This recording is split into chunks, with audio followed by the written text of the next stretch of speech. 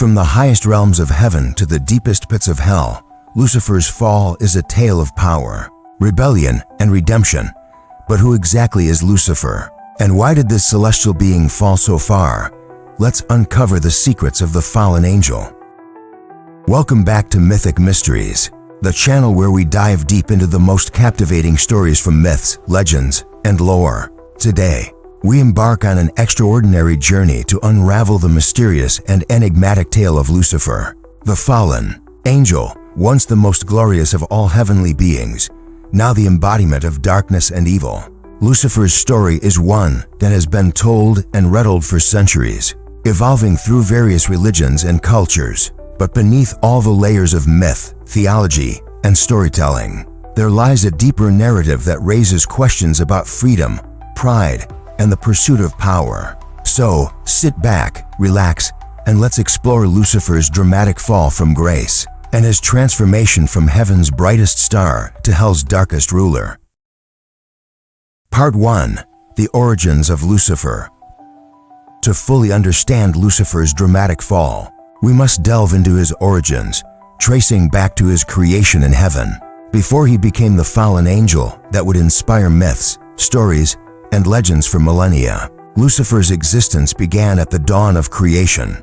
In a time when the celestial realms were harmonious and the order of the universe was one of perfect balance, Lucifer was not always the dark and twisted figure associated with hell. Instead, he was one of the most radiant and beautiful beings ever created, crafted by God to be a leader among the angels and a reflection of divine light.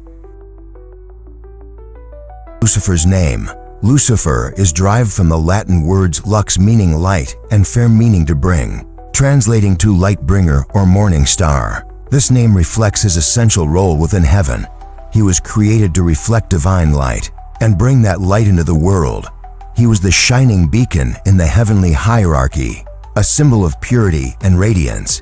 His very being was an embodiment of divine glory, standing as a figure of wisdom and beauty in the celestial order. Lucifer's role was not merely as a servant, but as one of the highest-ranking angels. According to some traditions, he was one of the seraphim, a group of angels associated with purity and divine love. His beauty was described as being unmatched by any of his celestial counterparts, and his intellect surpassed that of all other angels. His presence was so glorious that it could not help but inspire awe and reverence. This made Lucifer an object of admiration and veneration, not only among angels, but also by God himself. This exceptional beauty, power, and wisdom became both his greatest strength and his greatest weakness. Lucifer's brilliance made him the most favored of all the angels. He stood at the pinnacle of celestial hierarchy, and this position filled him with pride. In many ways, he was the epitome of divine creation, a shining example of what God's will could accomplish.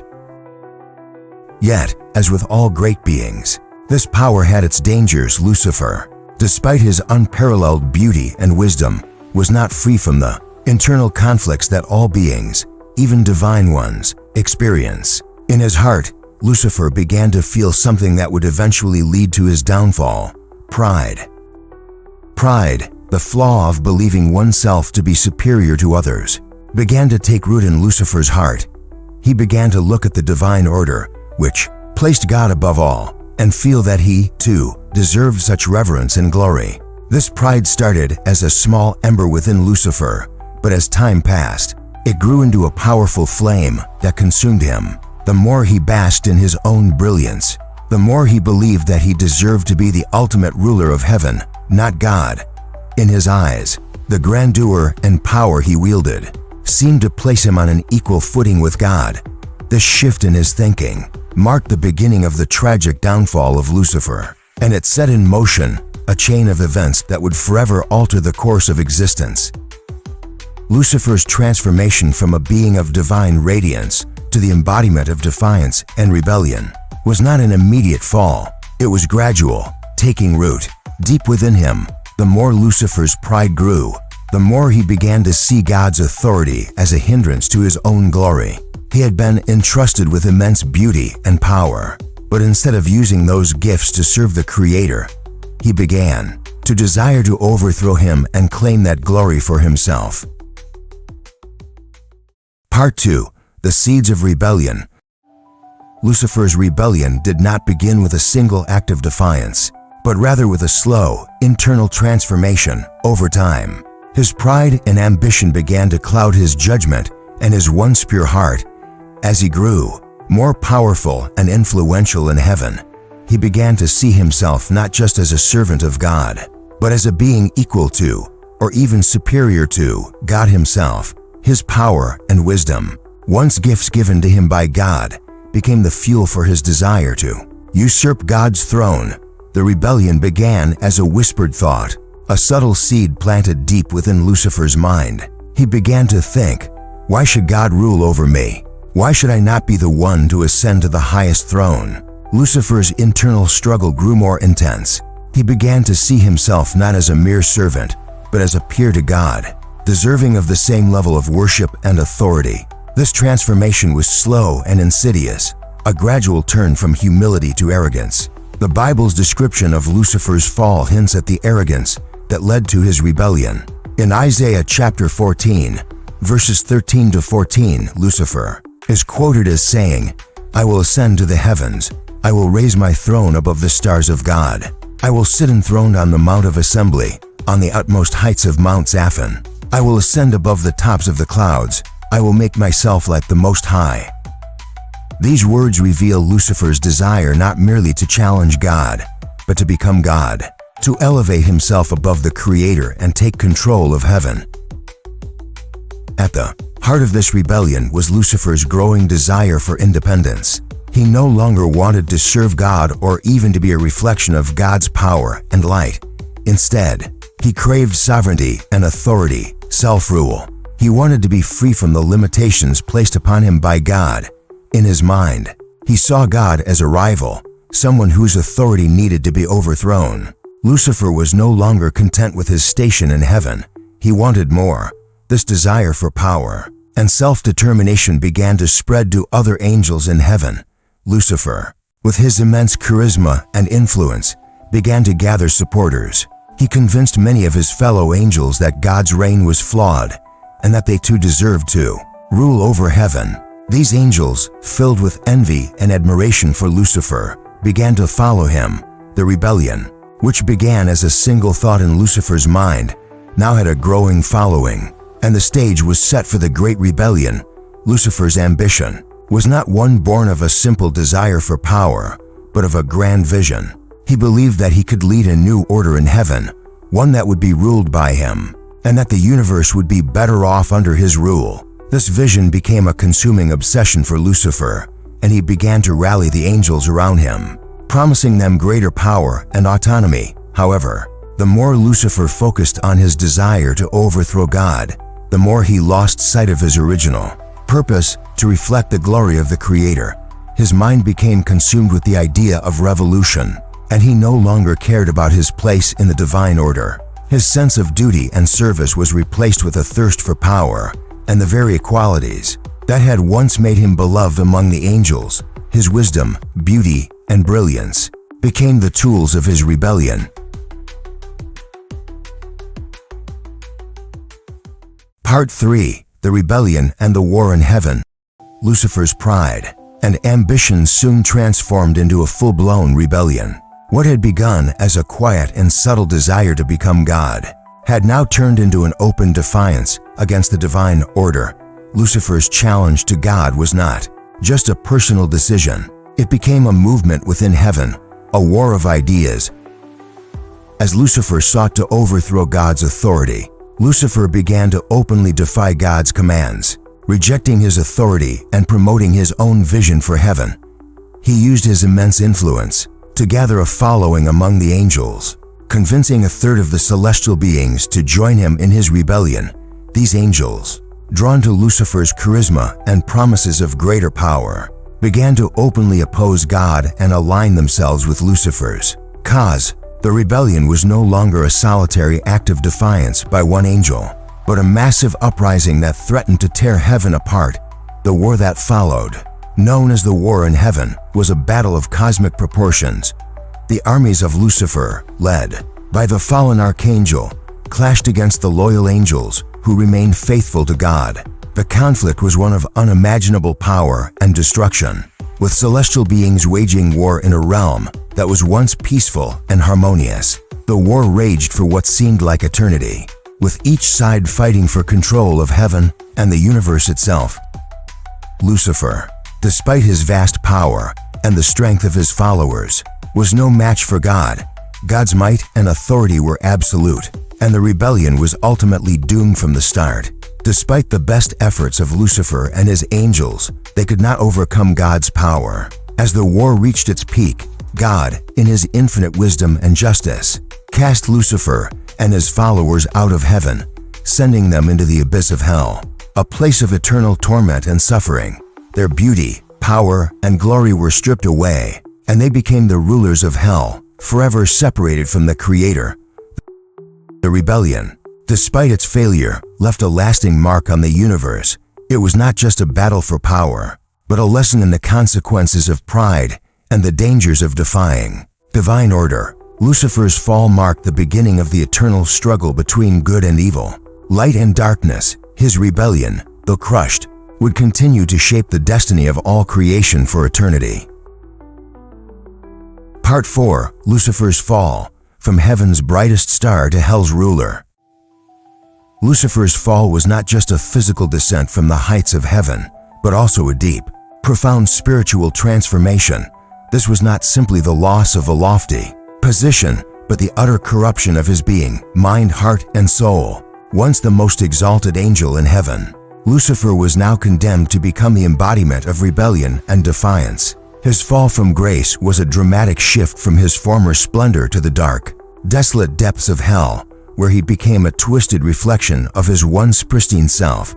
His pride, the very flaw that had driven him to challenge God, had now cost him everything.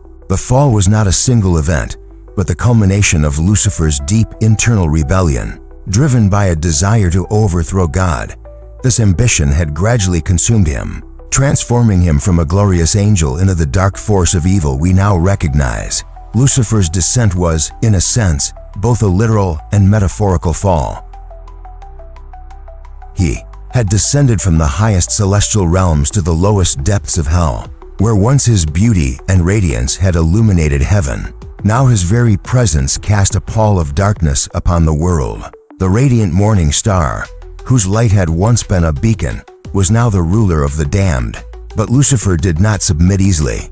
Even in his new, fallen state, he refused to accept defeat or to bow to God's will. His arrogance, which had been his undoing in heaven, remained intact. He became the ultimate figure of defiance, perpetuating his rebellion against God's divine order. Lucifer's reign over hell was not one of submission, but one of continued ambition. In hell, he gathered his fallen followers, angels who had joined him in his rebellion, into an army of darkness. His leadership, though evil, was charismatic, and his defiance took on the air of sovereignty. He sought to create his own kingdom in hell, one where he would reign supreme, much like he had wished to do in heaven. The Bible's book of Isaiah, chapter 14, verse 12, famously describes Lucifer's fall. How you are fallen from heaven, O day star, son of dawn! How you are cut down to the ground, you who laid the nations low. This verse is often interpreted as an allegory for Lucifer's pride and his subsequent punishment. The imagery of a fallen star refers to Lucifer's descent from heaven's heights, and the term day star, often translated as Lucifer, indicates his once glorious position in the celestial hierarchy. This passage marks the dramatic shift from Lucifer's light to his darkened state, a transformation that left him forever at odds with God's divine order. Lucifer's fall also symbolizes the ultimate act of rebellion, the refusal to accept limitations and the desire for absolute power. His desire to replace God and be exalted above all creation has made him the epitome of rebellion. His fall was not just a loss of position, it was the corruption of his very nature. Lucifer's rejection of divine authority and his defiant pride gave birth to the very concept of sin, temptation, and evil that would haunt creation for all eternity. In hell, Lucifer ruled with a relentless desire to undermine God's work. He became the prince of darkness, using his powers to corrupt and tempt humanity, leading them away from the light of divine truth. His role as the ruler of hell is more than just symbolic. It is the manifestation of his eternal resistance to God, a resistance that would continue throughout the ages, spreading chaos and evil across the world. Part 5. Lucifer in Christian Theology and Other Cultures. Lucifer's story, while deeply rooted in Christian theology, transcends the boundaries of a single faith tradition. In Christianity, Lucifer's rebellion and subsequent fall are central to understanding the nature of evil and the cosmic battle between good and evil. Lucifer, as an angel of great power and beauty, represents the perfect illustration of how pride and ambition can lead to one's destruction. His fall is more than a personal tragedy. It serves as a cautionary tale for humanity. It warns of the dangers of pride, the quest for power, and the destruction that comes from trying to elevate oneself to the position of the Creator. In Christian theology, Lucifer is often equated with Satan, the adversary, the accuser, and the deceiver of mankind. While the Bible does not directly equate the name Lucifer with Satan, the association between the two figures has become entrenched in Christian tradition. Satan is the embodiment of evil and rebellion, and his role as the adversary to God's creation is central to the Christian understanding of spiritual warfare. Lucifer, in his rebellion, is often depicted as the first and most powerful of the fallen angels, the one who led a third of heaven's angels in a mutiny against God. His desire to overthrow the divine order makes him the prime example of disobedience, and his ultimate punishment in hell reflects the consequence of such defiance. However, Lucifer's story is not confined to Christianity. In Judaism, Lucifer is often associated with Satan, but with a slightly different interpretation. In Jewish tradition, Satan is more of an accuser or a prosecutor in the heavenly court, a figure who tests the righteousness of human beings. While Lucifer is considered a fallen angel in Christian doctrine, Satan in Judaism is not necessarily an embodiment of evil in the same way. In fact, in Jewish texts, Satan is seen as an agent of God's will, working to test humanity's faith and commitment to righteousness. In Islam, the figure of Lucifer is known as Iblis, a jinn who refused to bow to Adam when commanded by God. Iblis's prideful refusal to submit to God's will is what led to his fall from grace, and his punishment was to be cast out of paradise. Just as Lucifer was cast out of heaven, Iblis's story mirrors that of Lucifer in many ways. Both figures are defined by their refusal to accept God's authority, and both become embodiments of evil and temptation.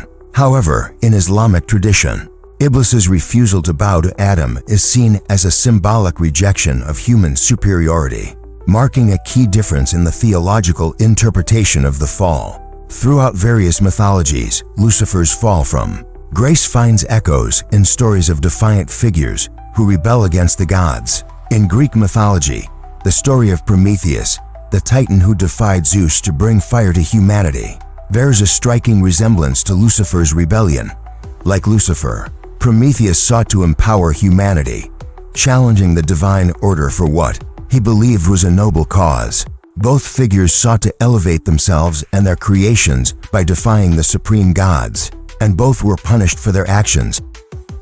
Across these diverse traditions, Lucifer represents more than just a figure of evil. He embodies the archetype of the rebellious hero, a tragic figure whose pride and ambition lead to his downfall. His story serves as a reminder that the quest for power and dominance can lead to destruction, and that even the most exalted beings can fall from grace if they abandon humility and divine order. Part 6. The Symbolism of Lucifer, Light and Darkness. Lucifer's story is rich with symbolism that transcends his status as a fallen angel.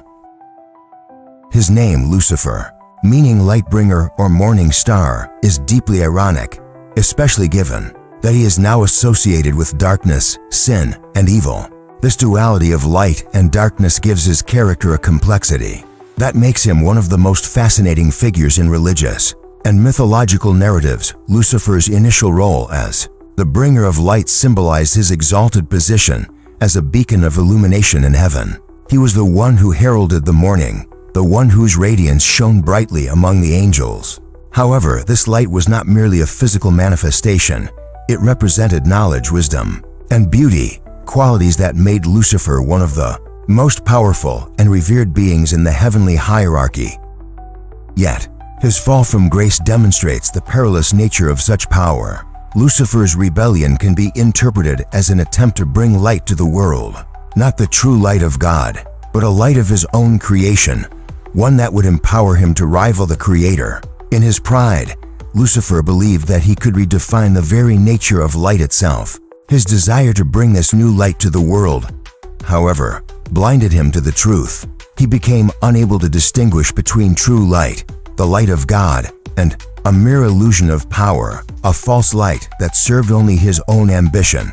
This duality, light and darkness, becomes central to Lucifer's character. He represents both the potential for greatness and the tragic consequences of overreaching. His fall is a cautionary tale about hubris, the excessive pride that often leads to ruin. In Greek mythology, the concept of hubris was a key element. In the stories of fallen heroes, and Lucifer's tale mirrors this archetype perfectly. The gods, in their wisdom, understood that those who sought to elevate themselves above their station would ultimately suffer. For their arrogance, Lucifer's pride, like that of many mythological figures, led him to overstep the boundaries of his nature, and this led to his ultimate fall. Lucifer also symbolizes the eternal struggle between light and darkness, good and evil. His rebellion and subsequent fall represent the consequences of forsaking divine order in favor of self-determined power. His story is one of tragedy, as he sought to become greater than the very being who had created him. In the end, Lucifer's fall is a reflection of the dangers of unchecked ambition and the devastating impact of pride on the soul. As the ruler of hell, Lucifer remains a symbol of defiance and rebellion, but also of the corruption that comes with power. He embodies the darkness that arises when divine wisdom is abandoned in favor of personal will. His story serves as a timeless warning of the consequences of turning away from the divine light in favor of self-serving ambitions. The enduring legacy of Lucifer. Lucifer's fall from grace is one of the most enduring stories in human history. From a powerful, radiant angel to the ruler of hell, his journey represents the eternal struggle between light and dark, good and evil, and pride and humility. It's a story that continues to resonate through centuries, offering lessons on the consequences of ambition and the dangers of defying divine authority. But what do you think? Is Lucifer truly evil, or is he a tragic figure in search of redemption? Let us know your thoughts in the comments below. And if you enjoyed this deep dive into one of the most fascinating figures in mythology, don't forget to like, share, and subscribe for more thrilling tales from Mythic Mysteries.